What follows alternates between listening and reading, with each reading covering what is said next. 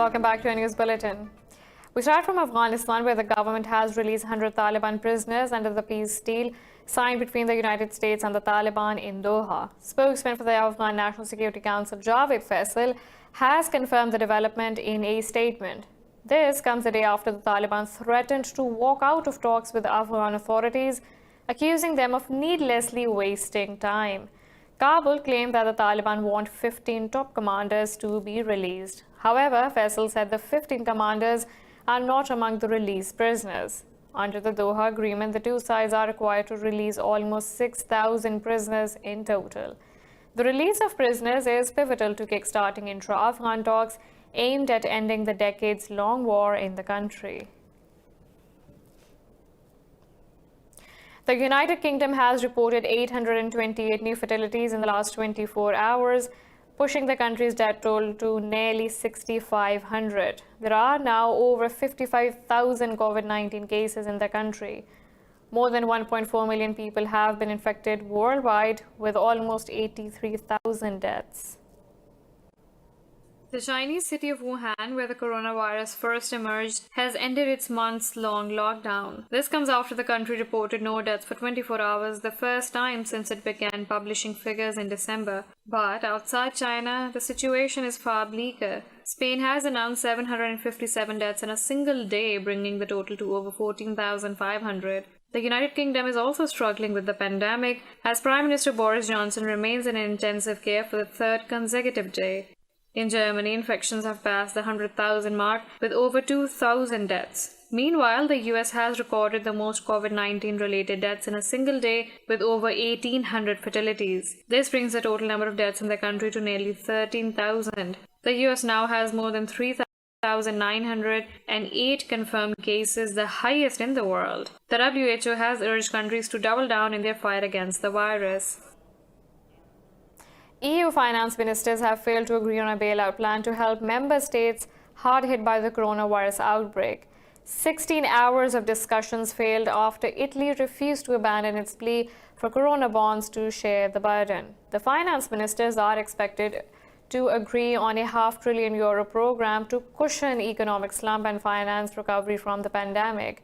Issuing joint debt has been a battle line between economically ailing southern countries like the fiscal sound north, led by Germany and the Netherlands. Spanish Prime Minister Pedro Sanchez warned the bloc will fall apart if the EU fails to come up with an ambitious plan to help member states saddled with debt. Finance ministers will discuss using $443 billion European Stability Mechanism bailout fund on Thursday.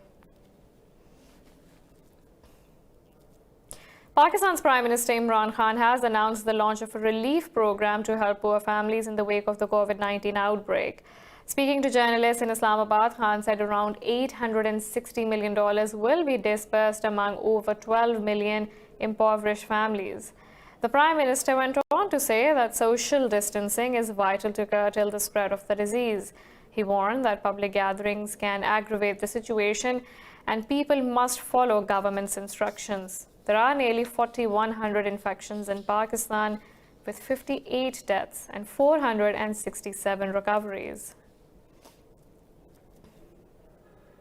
China has once again called for a peaceful solution of Indian-occupied Kashmir conflict under UN Security Council's resolutions. The valley is under India-imposed curfew and communications blackout for the last 248 days. China's UN mission rejected Indian claim that Beijing is ignoring Pakistan's call for urgent reconsideration of issue in Security Council. The mission spokesperson said China's stance on issue of Kashmir is unchanged for decades. He said Kashmir is high at the agenda of UN Security Council and China is monitoring the situation closely. The spokesperson said Beijing opposes any unilateral decision which complicates the current situation. In other news, the Organization for the Prohibition of Chemical Weapons says the Syrian Air Force used prohibited ordnance in western Hama in March 2017. It said Sukhoi Su-22 military planes and a helicopter were used to drop poisonous chlorine and sarin nerve gas on a village. The OPCW's report said the raids were conducted from the Sharat and Hama air bases. The new team at the Global Chemical Weapons Watchdog concluded this in its final report. The Special Investigative Unit was established by the OPCW to identify perpetrators of illegal attacks. Until now, the OPCW had only been authorized to determine if chemical attacks occurred, not who perpetrated them. The Syrian regime and its military backer Russia have repeatedly denied using chemical weapons. The Syrian regime and its military backer Russia have repeatedly denied Western allegations on the use of chemical weapons. Turkey says its forces have conducted the third joint patrolling with Russian troops on a key highway in Syria's northwestern border in Idlib. The defense ministry says troops from the two countries carried out land and aerial inspections. The patrolling exercises are part of an agreement brokered between Turkey and Russia on March 5th in Moscow. The presidents of both countries agreed to a ceasefire and military patrolling to ensure the truce in the region. The Syrian government have been accusing Turkey-backed rebels of breaching the cessation of hostility agreement last month. Turkey aims to create a safe zone for displaced Syrian refugees at the border front of Idlib.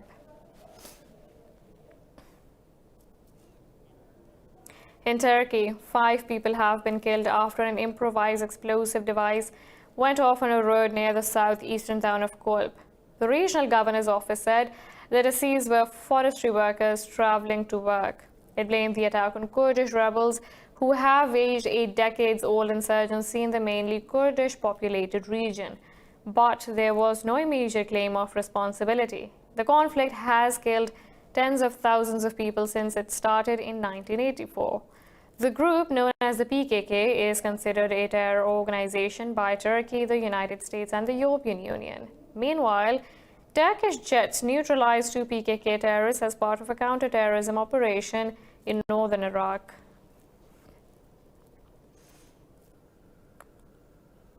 Israel and Palestinian organization Hamas have agreed to hold talks over prisoner swap. Israeli Prime Minister Netanyahu said Tel Aviv is ready to negotiate with the group through intermediates. Netanyahu's office said talks will be held for release of Israelis and retrieving soldiers' bodies killed in 2014 war. It said Tel Aviv is ready to negotiate a deal with the rival group to ensure a return of missing people. Meanwhile, Hamas leader Yahya Sinwar said there is a possibility for an initiative to move forward with the prisoner swap. Sinwar said his party is ready to show flexibility on the swap.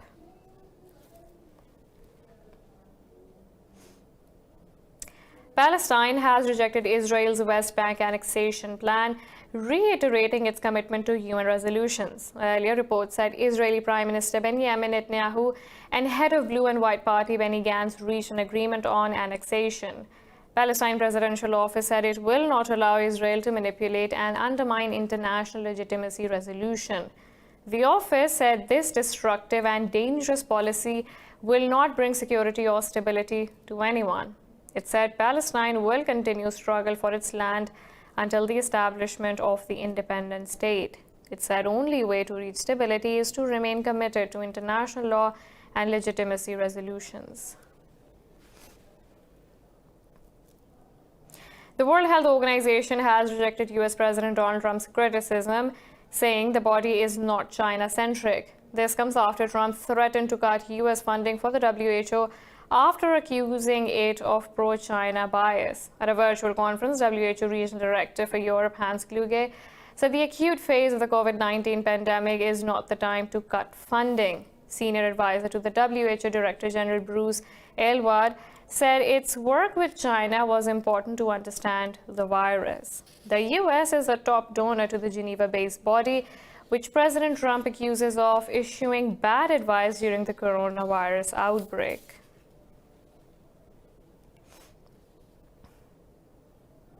The acting Secretary of the U.S. Navy has resigned amid the uproar over his handling of a COVID-19 outbreak on an aircraft carrier. Thomas Madley sacked the USS Theodore Roosevelt's captain after he pleaded for help for his crew in a letter leaked to media. U.S. President Donald Trump denied his involvement in the resignation. Reacting, Defense Secretary Mark Esper said Madley had resigned of his own accord. The Pentagon chief said the crew's health and safety were a priority for the department. Army Under Secretary James McPherson is expected to replace Modly. Captain Crozier was fired last week, and footage of his crew sending him off the warship with applause went viral. Iran's President Hassan Rouhani has asked the International Monetary Fund for a $5 billion loan to help Tehran fight COVID-19. Addressing his cabinet, Rouhani said there should be no discrimination in lending loans, as Iran is also a member of the Monetary Fund. Rouhani said all international institutions must fulfill their duties, especially during the deadly pandemic. He also called US sanctions on Tehran as economic and medical terrorism, saying it violates international medical convention.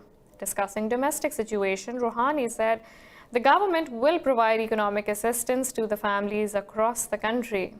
Iran has reported nearly 4,000 deaths among over 64,000 coronavirus cases. Health authorities in Middle Eastern countries have reported new cases of COVID-19 infection on Wednesday. 153 new coronavirus cases, bringing the total number of people with the virus to 2,210. Kuwait's health ministry registered 112 new infections, putting the total at 855, including 105 recoveries with 1 death. Oman recorded 48 cases, bringing the total number to 419, while 2 people have died of the virus. Iraqi health authorities have reported 38 new cases in the cities of Najaf and Erbil, taking the total number to 1,160. In Palestine, the health ministry said the total number of coronavirus cases has reached 263 with 2 new cases. Meanwhile, Bahrain says it will pay electricity and water bills for all citizens and businesses to help fight the economic fallout of the pandemic. Japan has offered to provide an anti-flu drug to countries fighting the coronavirus free of cost. Foreign Minister Toshimitsu Motegi said 20 countries could get the drug Avigan, which is currently undergoing clinical tests. The 20 countries who will get the drug include Turkey, Bulgaria, Czech Republic, Indonesia, Iran, Myanmar, and Saudi Arabia. Motegi said that 30 other states have also shown interest in acquiring the anti-flu medication. Avigan, also known as Favipiravir, is an antiviral drug which was developed to treat influenza, but researchers in China have also found it effective against COVID-19 infection. Japan has over 4,200 confirmed cases of the virus, with 93 deaths. Demand for caskets is soaring in Spain as the country's COVID-19 death toll nears 15,000. As unemployment surges around the world, the country's coffin makers are being forced to hire extra staff to keep up with the demand. More in this report. Indus Special is one of Spain's oldest companies and has been manufacturing caskets for 110 years. Its workers have rarely ever had to work overtime in recent memory, but now they regularly work 11-hour shifts. During this current situation of coronavirus, the volume of coffins that are being used has increased in a dramatic way, by 8 or even by 10 times that we are supplying every day.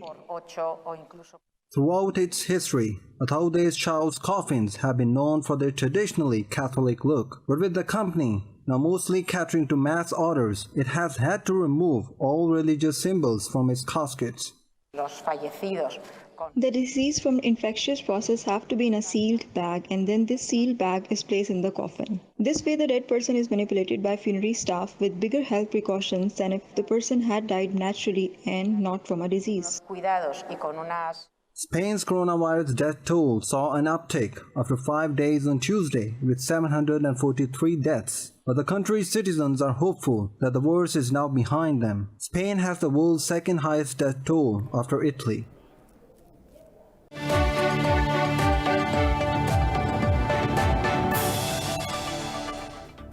Welcome back.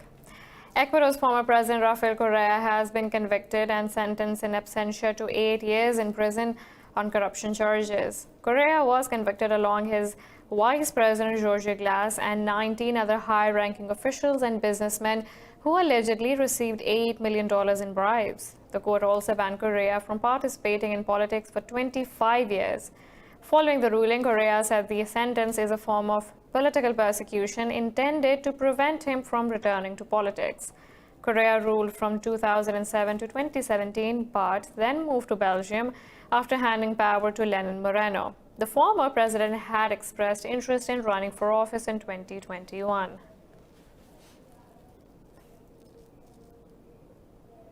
Turkey has announced that over 100,000 asylum seekers had crossed its northwestern border to enter Greece. In an interview, Defense Minister Hulusi Akar said that these asylum seekers were sent to Greece in violation of a 2016 swap deal with the EU. Athens closed the border in late February when Turkey sent some 10,000 migrants there, with Greece saying no one would be able to enter. Turkey has been a key transit point for asylum seekers to cross into Europe to start new lives, especially those fleeing war. The crossing has been made active since 28 February. Irish truck driver Maurice Robinson has pleaded guilty to the manslaughter of 39 Vietnamese migrants. The victims were found dead in a refrigerated truck in southeast England on 23 October. Robinson of Northern Ireland entered the plea at the Central London Criminal Court. Provisional investigations show that the migrants died due to a lack of oxygen and overheating.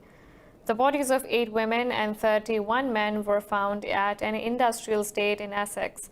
They were discovered shortly after the container arrived in Port-le-Fleet on a ferry from Belgium. A second accused, who was charged with the same offences, had pled not guilty in a criminal court hearing.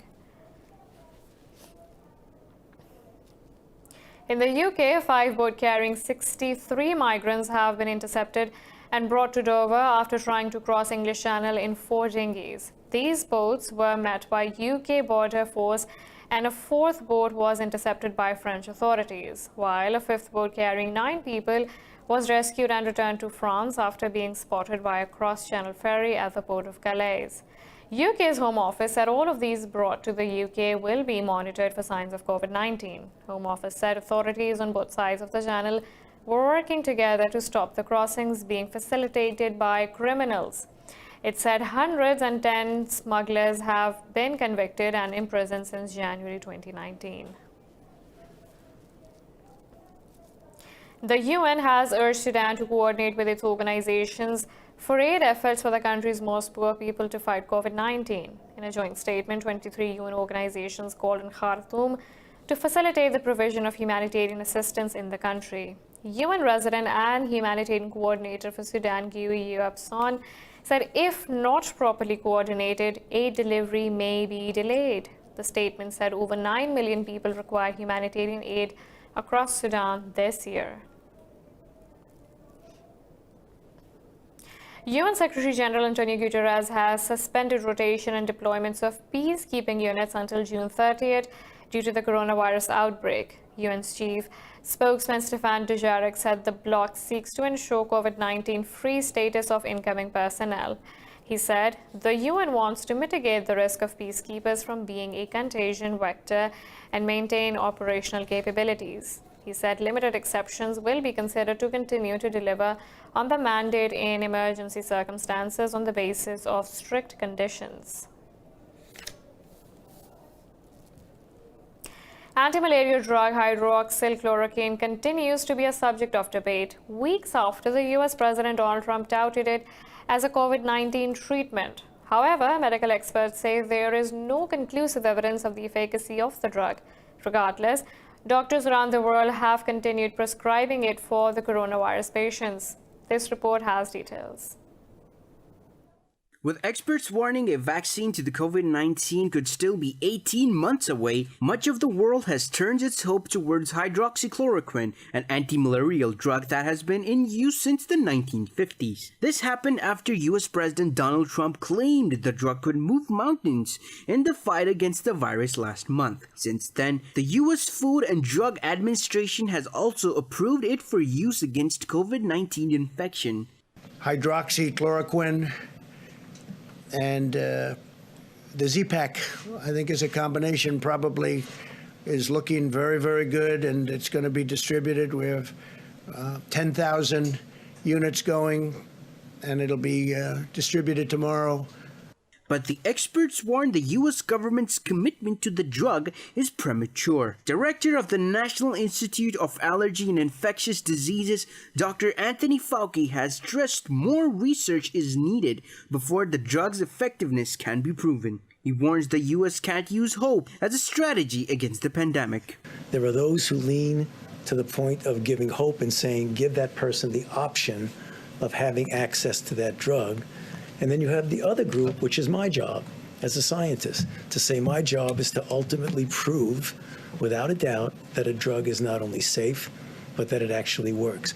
One research in France has reported COVID-19 patients treated with the malaria drug showed no signs of an infection after 8 days. But last week, a team of scientists from Paris reported they had tried to reproduce the results in their own study, but failed. As such, a conclusive answer to the hydroxychloroquine question remains weeks, if not months away. Taken without medical supervision, the drug can cause severe unwanted reactions, including organ damage and fatal overdose. WhatsApp has announced that it will impose a strict new limit on message forwarding. The Facebook-owned chat app said the decision has been taken to slow the dissemination of fake news. It said that any message that has been forwarded 5 times will now face a new limit. This will prevent a user from forwarding it to more than one chat at a time. The service said the move allowed it to reduce the volume of message forwards globally by 25%. WhatsApp is used by more than 2 billion people worldwide.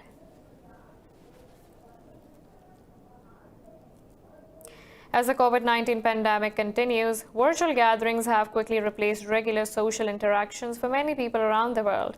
But in Japan, one university has taken a completely novel approach to the concept. It hosted a graduation ceremony using avatar robots controlled by students from their homes. More in this report. Universities around the world have been cancelling spring graduation events in light of the coronavirus crisis. But Tokyo's Business Breakthrough University managed to find a way to hold a memorable ceremony for its students. Tablets running a video chat application were mounted on robots, which were controlled by students at home. I would like to express my gratitude to all the staff at school who prepared for today's graduation ceremony. Thank you very much. The avatar robots, developed by ANA Holdings, were even dressed in graduation caps and gowns. While I entered this university, I never thought I would control an avatar robot to receive a diploma. I think this is truly a novel experience to receive a certificate in a public area while I am in a private space. While the university couldn't fit all graduating students into the ceremony, it has still presented a model for other institutions to follow during the ongoing crisis. Stargazers enjoyed the biggest and brightest supermoon of the year in the night skies of many parts of the world. April's full moon is also known as the pink moon. Its pink name is a North Native American reference to an early blooming wildflower. It is first seen across North America as spring begins. A supermoon happens when the moon reaches the closest point to Earth in its 27-day orbit. The beautiful scenery of the moon gave a moment of relief to those affected by the coronavirus. Many parts of the world captured this significant moment. The announcement of this year's prestigious Pulitzer Prizes has been delayed for 2 weeks. A Pulitzer spokesperson said journalists members of the award board were busy covering the novel coronavirus pandemic. Pulitzer Prizes Administrator Dana Kennedy said the awards will now be handed out on May 4th instead of April 20th. Kennedy said the postponement will provide members additional time to thoroughly evaluate the 2020 Pulitzer finalists.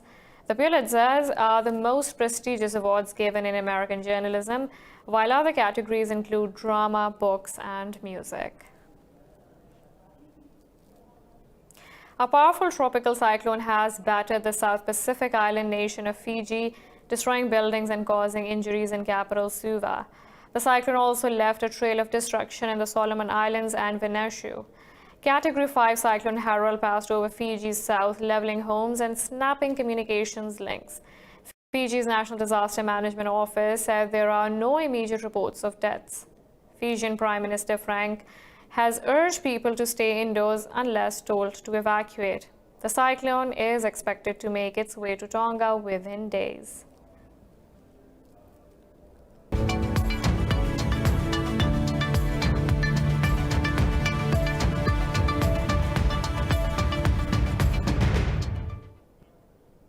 Iran says it does not agree with holding any OPEC Plus meeting in the absence of a clear proposal. The organization's video conference to be held tomorrow to negotiate oil production cuts. In a letter to OPEC, Iranian Oil Minister Bijan Zanangeh said the vague circumstances around the meeting are of grave concern to Tehran. He said there needs to be an agreement on oil production numbers before any OPEC and non-OPEC members meeting. The minister said the United States and Canada should join in oil output cuts. Earlier, U.S. President Donald Trump said Saudi Arabia and Russia have agreed to cut oil production by 10 million to 15 million barrels per day.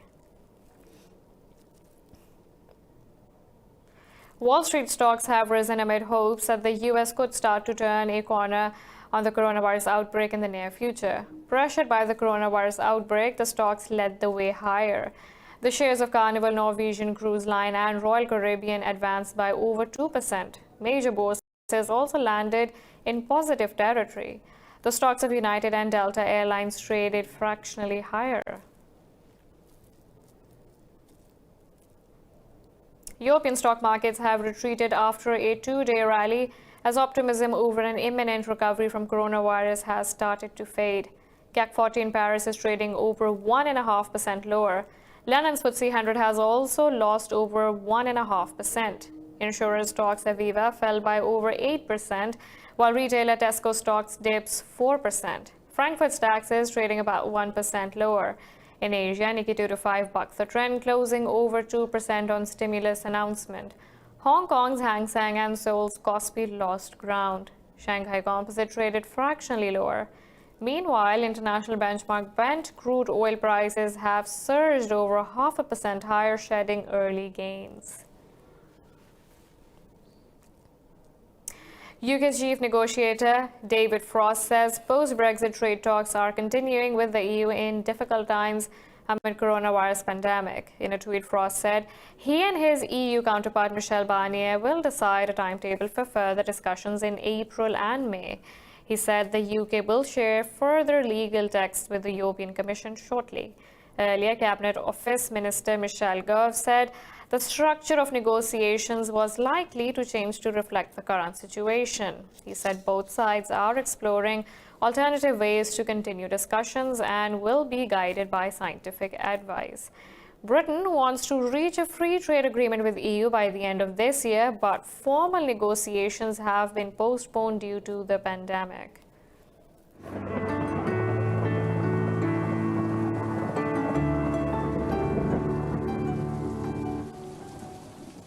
Now let's look at the weather from around the globe.